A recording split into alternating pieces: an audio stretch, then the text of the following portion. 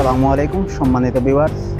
আজ কয়েকদিন ধরে দেখি আর যে কয়েকটা নিউজ আমাদের সামনে আসে, তো যেটা সত্য এটা তুলিয়ে ধরার চেষ্টা করি। 3 দিন ধরে দেখি আর আমার সামনে কিছু নিউজ, আর তার মধ্যে সবচেয়ে মর্মান্তিক একটা নিউজ হইল যে প্রবীণ একজন সাংবাদিকরে ভুয়া সাংবাদিক বলিয়া দাবি করার, মিথ্যা দাবি করার, সম্পূর্ণ একটা মিথ্যা নিউজ প্রচার করার, এ পেজও মিথ্যা নিউজ প্রচার করার, এই পেজের কোনো নিবন্ধনও নাই। এ ব্যক্তিয়ে এই নিউজগুলা করা এবং আমরা উপজেলা স্বাস্থ্য কমপ্লেক্সের বিরুদ্ধেও নিউজ করা, উনি বাইরে লওয়ার লাগি এই পদক্ষেপটা নিছেন। এ ছবি এবং ভিডিও ফেসবুকও ইউজ করছেন এখন 7 বছর আগত।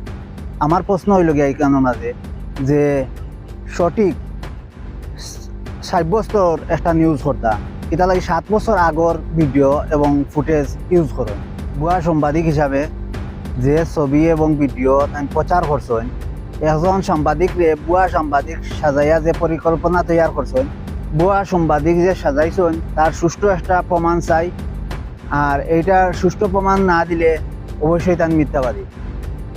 জিবি টেলিভিশন নামের একটি কথিত অনলাইন প্ল্যাটফর্মে প্রকাশিত বিভ্রান্তিকর ও অসত্য সংবাদের কারণে সাধারণ মানুষের মধ্যে ব্যাপক ক্ষোভ ও উদ্বেগ দেখা দিয়েছে। স্থানীয়দের অভিযোগ, যাচাই বাছাই ছাড়াই মিথ্যা তথ্য প্রচারের মাধ্যমে জনমনে বিভ্রান্তি সৃষ্টি করা হচ্ছে, যা দায়িত্বশীল সাংবাদিকতার নীতিমালার পরিপন্থী।